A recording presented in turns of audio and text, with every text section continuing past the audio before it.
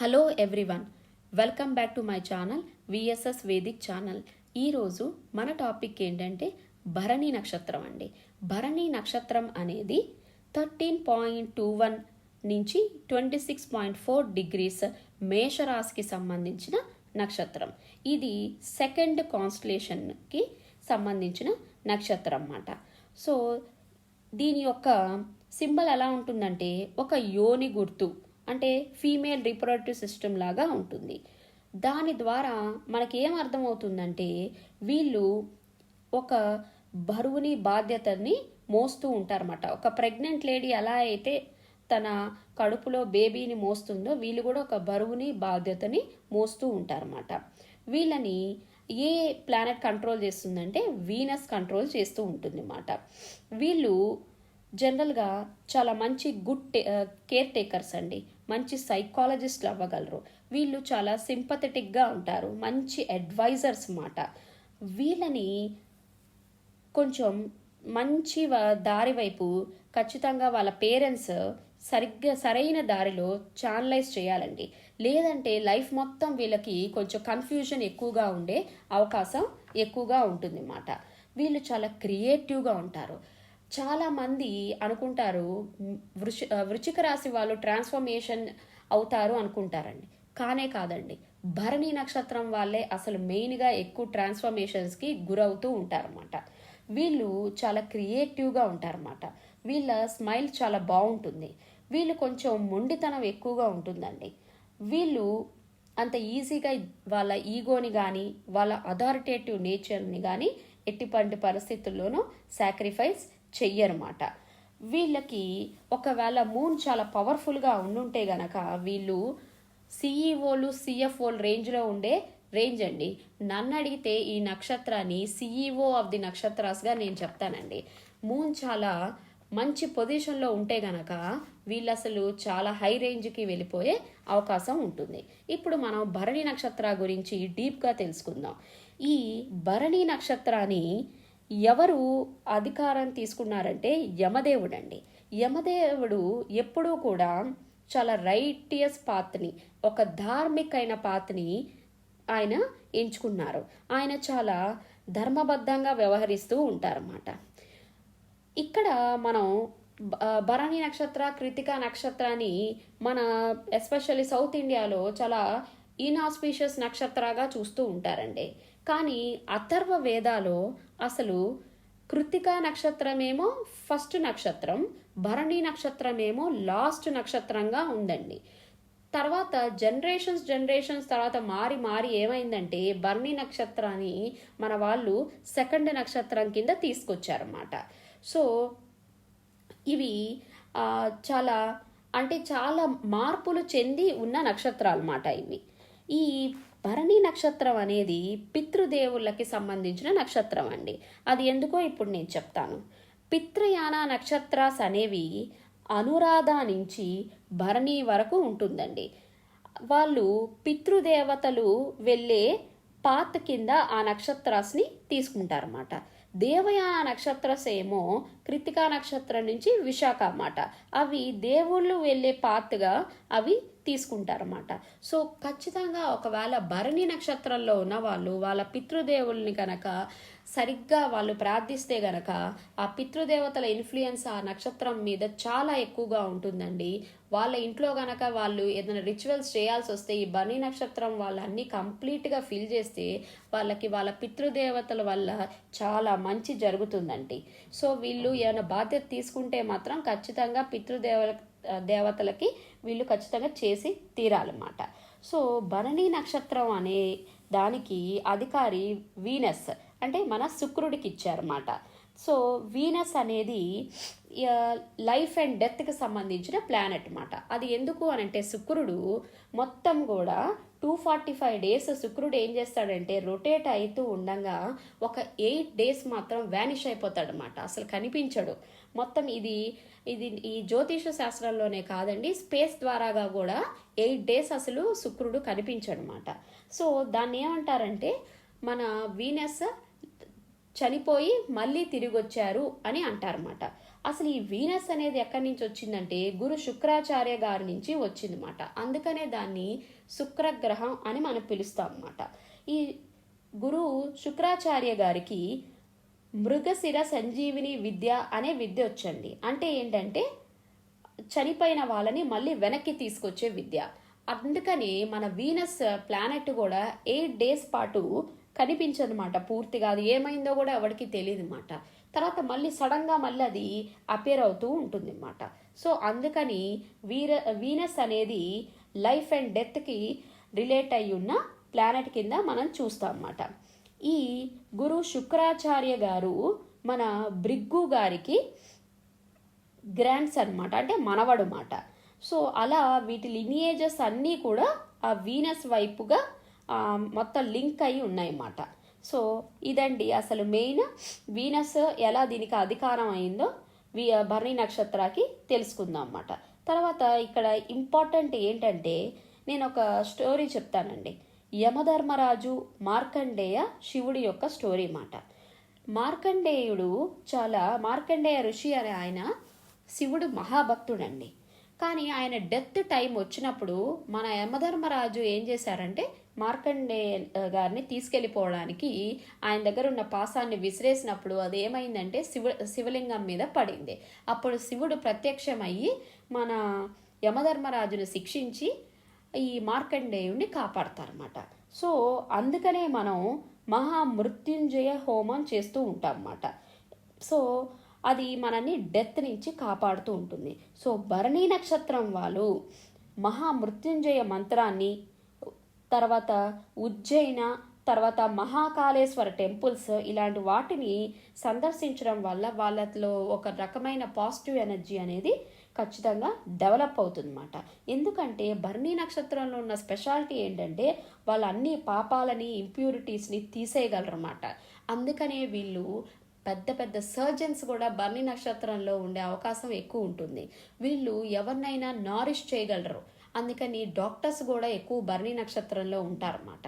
జనరల్గా అంటే అందరూ డాక్టర్సే అవ్వాలని లేదండి, కానీ మంచి మంచి డాక్టర్స్ అందరూ భరణి నక్షత్రంలో ఉండే అవకాశం ఉంటుందన్నమాట. ఇక్కడ మనం కొంచెం యమధర్మరాజు గురించి తెలుసుకోవాలన్నమాట. ఇప్పుడు యమధర్మరాజుకి ఆయనకు చెల్లి ఉంటారండి, యామి అని. సో ఎప్పుడైతే యమధర్మరాజు ఒక మోర్టల్ మాట, ఆయన ఒక దేవుడు మాట, కానీ ఆయనకి వివాహము అవ్వలేదు, ఆయనకి పిల్లలు లేరు. కానీ అలాంటి మోటలు ఆయన ఎప్పుడైతే చనిపోయారో అప్పటి నుంచి దేవుళ్ళందరూ ఏం చేశారంటే నీవు ఈ డెత్కి సంబంధించిన రాజువి అని ఆయనకి ఆ డిపార్ట్మెంట్ని అప్పచెప్పారన్నమాట. సో ఆయన ఏంటంటే ఆయన చనిపోయిన తర్వాత ఆయన సిస్టర్ అది తట్టుకోలేక చాలా రోజులు ఏడుస్తూనే ఉన్నారన్నమాట. ఆ ఏడ్చి ఏమవుతుందంటే చాలా వాటర్ ఫ్లో అయినాయన్నమాట. అప్పట్లో డే ఒకటే ఉండేది కానీ నైట్ లేదండి. అందుకని దేవుళ్ళు ఏం నిర్ణయించారంటే ఈవిడ ఇలా బాధపడి ఏడుస్తూనే ఉంటే ఇంకా ఈ నీటి ప్రవాహం ఆగదని చెప్పి డే నైట్ రెండు సృష్టించి ఆ నైట్లో ఆవిడ నిద్రపోయేలాగా చేశారన్నమాట. ఆ ఏడ్చి వచ్చిన నీళ్ళే యమునా రివర్ అని పేరు వచ్చిందన్నమాట. సో ఈ భరణి నక్షత్రం వాళ్ళు ఖచ్చితంగా ఎప్పుడైనా అవకాశం ఉన్నప్పుడు యమున దగ్గరికి వెళ్ళి స్నానం చేయడం కానీ అక్కడ పూజ చేయడం కానీ జరిగితే యామికి యమదేవుడు అంటే చాలా ఇష్టం అండి. ఆ యమునా నది వల్ల వీళ్ళకి చాలా ఫేవర్స్ జరిగే అవకాశం ఎక్కువగా ఉందన్నమాట.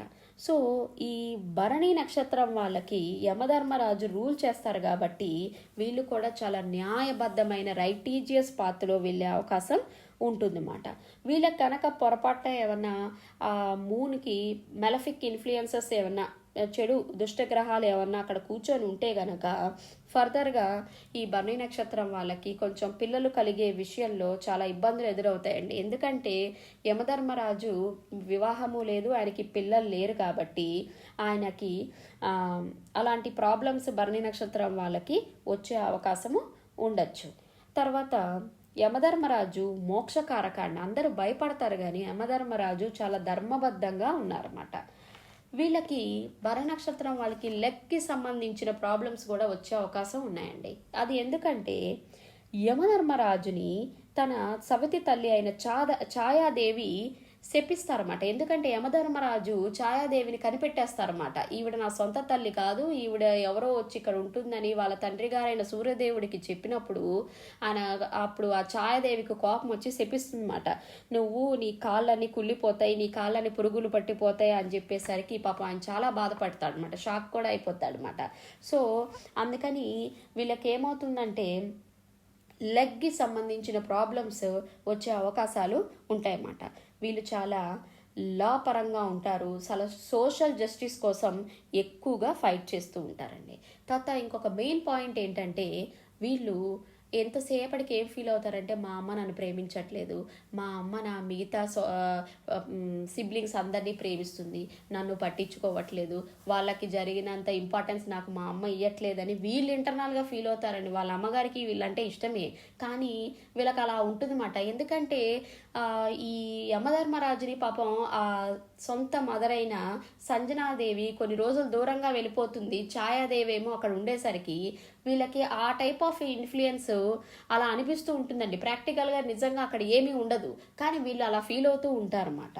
సో దయచేసి భరణి నక్షత్రం వాళ్ళు ఉంటే మీ మదర్కి మీరంటే ఇష్టమేనండి, దయచేసి మీరు అలా ఏమీ అలా ఫీల్ అయ్యి అలా బాధపడే అట్మాస్ఫియర్ని మీరు దయచేసి క్రియేట్ చేసుకోవద్దు. తర్వాత వీళ్ళు ఈ ఏరిస్ అంటే ఈ మేషం అనేది మన శని దగ్గర డెబిలిటేట్ అయి ఉంటుందండి. సాటర్న్ ఏరిస్లో డెబిలిటేట్ అయి ఉంటుంది. అది ఎందుకు అంటే శని అంటే ఛాయాదేవికి పుట్టిన కొడుకండి. సో ఈ ఛాయాదేవికి పుట్టిన కొడుకైన శనికి యమధర్మరాజు అంటే అసలు ఇష్టం లేదండి, వాళ్ళిద్దరికి పడదు. సో అందువల్ల ఏమవుతుందంటే సాటర్న్ అంటే ఏంటి, శని. ఏరీస్ అందులోనూ భరణి నక్షత్రం ఉంటే గనక, ఆ శనిలో భరణి నక్షత్రం ఉంటే గనక, సో యమధర్మరాజు రూల్ చేస్తూ ఉంటారు కాబట్టి భరణి నక్షత్రాన్ని, అందుకనే శనిలో ఈ భరణి నక్షత్రం అనేది డెబిలిటేట్ అయ్యి ఉంది మాట. ఇలా శనిలో భరణి నక్షత్రం డెబిలిటేట్ ఉన్న వాళ్ళకి చాలా జాబ్ ఇష్యూస్, ఏదైనా డిలే అవుతూ ఉంటాయి, చాలా చాలా ఇంకా భరించలేని కష్ట బాధలన్నీ పడుతూ ఉంటారండి వాళ్ళు. సో వాళ్ళకి నేను చెప్పేది ఏంటంటే దయచేసి ఈ ఉజ్జయిని కానీ ఇలాంటివి మీరు వెళ్ళి ఒకసారి దర్శించుకొని వస్తే చాలా మంచిది మాట. తర్వాత మొత్తం దీంట్లో 4 పదాస్ ఉంటాయి కదండి. ఇప్పుడు మనం ఒక్కొక్క పదా గురించి తెలుసుకుంటాం అన్నమాట. భరణి నక్షత్రం మొదటి పదాలో ఉన్న వాళ్ళు చాలా క్రియేటివ్గా ఉంటారండి. వీళ్ళు చాలా ఏదైనా పని చేసినప్పుడు 10 సార్లు ఆలోచించి ఇది చేసేది కరెక్టా రాంగా అని ఆలోచించి చేస్తారన్నమాట. తొందరపడి ఎటువంటి రాంగ్ స్టెప్స్ వేయరన్నమాట. ఎస్పెషల్లీ దీంట్లో ఉన్న ఆడవాళ్ళు ఎవరైతే ఉన్నారో వాళ్ళకి పిల్లలంటే చాలా ఇష్టం అండి. ఎంతమంది పిల్లలు కావాలన్నా అంతమంది పిల్లల్ని నేను కనటానికి రెడీ అన్నట్టుగా ఉంటారన్నమాట. వీళ్ళు రెస్పాన్సిబిలిటీని తీసుకోవాలంటే చాలా ఇంట్రెస్ట్ చూపిస్తారు. ప్రపంచానికి అసలు రెస్పాన్సిబిలిటీ తీసుకుంటే అది ఎలా బాధ్యతగా వ్యవహరించాలని కూడా వీళ్ళే చూపిస్తారండి. తర్వాత భరణి నక్షత్రం 2వ పాదంలో ఉన్నవాళ్ళు ఎలా ఉంటారంటే వీళ్ళ మైండ్ చాలా క్రియేటివ్గా ఉంటుందండి. వీళ్ళు ఏ పని చేసినా చాలా ఫిజికల్ యాక్షన్ ఎక్కువగా చేస్తూ ఉంటారు. వీళ్ళు చాలా పర్ఫెక్షన్ని కోరుకుంటారు అన్నమాట. విపరీతమైన పర్ఫెక్షన్ అండి. ఇంకా మైన్యూట్ డీటెయిల్స్ కూడా వీళ్ళు చూస్తూ ఉంటారు. సో దానివల్ల ఏంటంటే వాళ్ళు సెల్ఫ్ క్రిటిసైజ్ చేసుకొని అవతల వాళ్ళని కూడా క్రిటిసైజ్ చేసుకోవడం వల్ల వీళ్ళు ఇబ్బందులు పాలయ్యి ఎనిమీస్ని ఎక్కువ ఫామ్ చేసుకుంటూ ఉంటారన్నమాట. వీళ్ళు అవతల వాళ్ళ బాధల్ని చాలా అర్థం చేసుకోగలరు. పేదవాళ్ళకు కూడా వీళ్ళు ఎక్కువ హెల్ప్ చేస్తూ ఉంటారు. మంచి మంచి డాక్టర్స్, నర్సెస్, చాలా పెద్ద పెద్ద లాయర్స్ కూడా దీంట్లో ఉండే అవకాశం ఉంటుంది అన్నమాట. వీళ్ళకి ఓసిడి, మన శర్వానంద్ గారి మూవీ ఉంది కదండి, బహుశా ఆయన కూడా భరణి నక్షత్రం నుంచి ఇన్స్పైర్ అయి ఉన్నారేమో. కానీ ఈ ఓసిడి లక్షణాలు ఎక్కువగా ఉంటాయి. విపరీతమైన క్లీనింగ్ ఎక్కువగా ఉంటుంది అన్నమాట. నెక్స్ట్ భరణి నక్షత్ర 3వ పదలో ఉన్న వాళ్ళు ఏంటంటే వీళ్ళు కొంచెం రెస్పాన్సిబిలిటీని అది కూడా రిలేషన్షిప్స్లో తీసుకోవడానికి ఎక్కువ ఇంట్రెస్ట్ చూపిస్తారన్నమాట. అంటే నేను నా బాధ్యతను సక్రమంగా చేస్తున్నానా లేదా, నా హస్బెండ్ కానీ వైఫ్తో కానీ నా రిలేషన్ బాగుందా, నేను ఇంకా ఏం చేస్తే ఇంకా బాగుంటుంది, అలా రిలేషన్షిప్లో ఉన్న రెస్పాన్సిబిలిటీస్ని బ్యాలెన్స్ చేసుకుంటూ వెళ్ళడానికి ఇంట్రెస్ట్ చూపిస్తారు. వీళ్ళ మదర్ చాలా యాక్టివ్గా ఉంటారు, వెల్ బ్యాలెన్స్డ్గా ఉంటారు అన్నమాట. అందరిలో కల్లా ఈ 4 పదార్స్లో కల్లా వీళ్ళే చాలా తొందరగా మెచ్యూర్డ్ అవుతారండి. తర్వాత భరణి నక్షత్రం 4వ పదండి. ఇది చాలా డేంజరస్ పద అనే మనం చెప్పుకోవాలండి. ఒకవేళ ఈ పదాలో గనక ఎవరన్నా ఉండుంటే గనక దయచేసి పేరెంట్స్ వీళ్ళని చాలా జాగ్రత్తగా పెంచాల్సిన బాధ్యత పేరెంట్స్ మీద ఉందండి. ఎందుకు అని అంటే వీళ్ళ మైండ్ చాలా డీప్గా వెళ్ళిపోతుందండి. ఒక ఇన్వెస్టిగేటివ్ మైండ్ సెట్ లాగా ఉంటుందన్నమాట. డిటెక్టివ్స్ లాగా ఉంటారన్నమాట. వీళ్ళు చాలా డార్క్ సైడ్ని ఎక్స్ప్లోర్ చేయడానికి ఇంట్రెస్ట్ చూపిస్తూ ఉంటారన్నమాట. వీళ్ళు వాళ్ళ మదర్తో సరైన రిలేషన్షిప్ ఉండదు, లేదా మదర్ లాంటి వాళ్ళతో కూడా వీళ్ళకి మంచి రిలేషన్షిప్ ఉండదన్నమాట. వాళ్ళు పెరిగే కొద్దీ ఈ డార్క్ సైడ్ని చూడాలి అనే యాంగిల్ కూడా పెరుగుతుందే కానీ తగ్గదండి. వీళ్ళు చాలా సీక్రెటివ్గా ఉంటారు. వీళ్ళు చాలా లాతో చాలా జాగ్రత్తగా ఉండాలండి. ఒక్కొక్కసారి వీళ్ళు చేసే రాంగ్ స్టెప్స్ ఎలా ఉంటాయంటే చాలా లాకి వ్యతిరేకంగా వీళ్ళు చేస్తూ ఉంటారు. కొన్నిసార్లు సొసైటీ కూడా వీళ్ళని వెలేసే అవకాశం కూడా ఉంటుందన్నమాట. వీళ్ళు చాలా అబ్సెసివ్గా జెలస్గా తయారవుతారు. తర్వాత వీళ్ళు ఏమనుకుంటారంటే నన్ను అందరూ ద్రోహం చేస్తున్నారు, వీళ్ళెవరు మంచి వాళ్ళు కాదు కాబట్టి నేను కూడా వీళ్ళతో అలా బిహేవ్ చేయాల్సిన అవసరం లేదు అని ఫీల్ అవుతూ ఉంటారన్నమాట.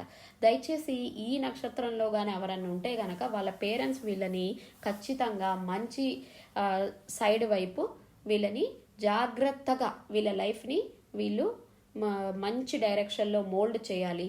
ఈ నక్షత్రాన్ని మాత్రం చాలా కేర్ఫుల్గా చూసుకోవాల్సిన బాధ్యత ఉందండి. ఇదండి భరణి నక్షత్రం గురించి విశేషాలు. ఇది చాలా గొప్ప నక్షత్రం అండి. దీంట్లో ఏ మాత్రము ఆలోచించక్కర్లేదు. మెలఫిక్ ఎఫెక్ట్స్ ఏమీ లేకపోతే వీళ్ళు బ్రహ్మాండమైన స్థాయికి వెళ్తారు. ఇదండి. ఇంకా ఇలాంటి మరిన్ని విషయాల కోసం నా ఛానల్ అయిన విఎస్ఎస్ వేదిక్ ఛానల్ని దయచేసి సబ్స్క్రైబ్ చేసుకోండి. మీరు సబ్స్క్రైబ్ చేసుకోవడం వల్ల నేను ఇంకా మీకు ఇలాంటి మంచి మంచి ఇన్ఫర్మేషన్ని నేను చెప్పచ్చు. నా వీడియోస్ ద్వారా నేను ఇలాంటి ఇన్ఫర్మేషన్ని ఇంకా ముందుకు తీసుకెళ్ళచ్చు. దయచేసి మీ సపోర్ట్ నాకు చాలా అవసరం అండి. Thank you so much.